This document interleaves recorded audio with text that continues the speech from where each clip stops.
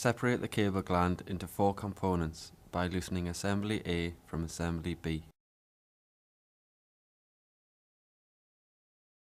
Assembly A.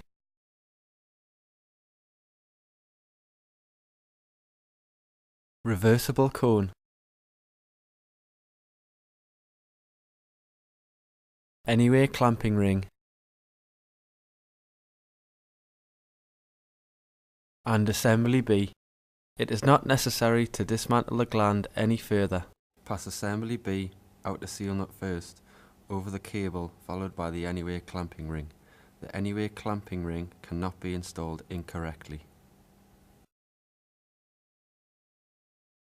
If required, an entry thread seal should be fitted over the gland entry thread at this stage. Tighten assembly A into the equipment with a spanner.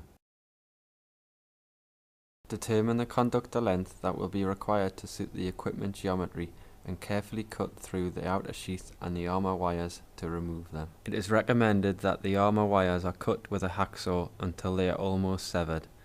Care should be taken not to cut through the wires into the inner sheath.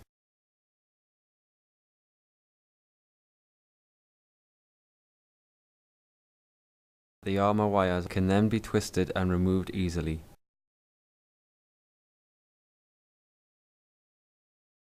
Measure and mark the required armour length on the sheath. This will vary depending upon the size of the gland being installed. Armour lengths are shown in the fitting instructions. The outer sheath should be removed to reveal the armour wires at the appropriate length. Open up the armour wires to suit the armour cone.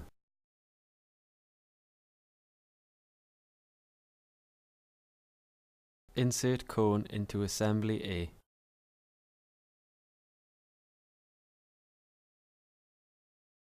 Insert the cable into assembly A, ensuring that the armour is evenly spaced around the cone. Whilst pushing the cable gently forward to maintain contact between the armour and the armour cone, tighten the inner seal nut into the entry component of assembly A. Hold the entry component with a spanner and tighten the inner seal nut until the 2 components are metal to metal and cannot be tightened any further. Locate the anyway sleeve onto the armour cone. Ensure the braid is in 360-degree contact with both the cone and the anyway ring. Hand tighten assembly B onto assembly A. Using a spanner to hold the entry component of assembly A, tighten the body of assembly B until metal to metal contact is made. Use a spanner to loosen assembly B from assembly A.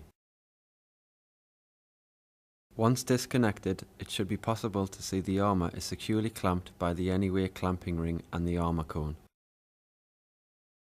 Hand tighten assembly B into assembly A. Using a spanner to hold the entry component of assembly A, tighten the body of assembly B until metal to metal contact is made.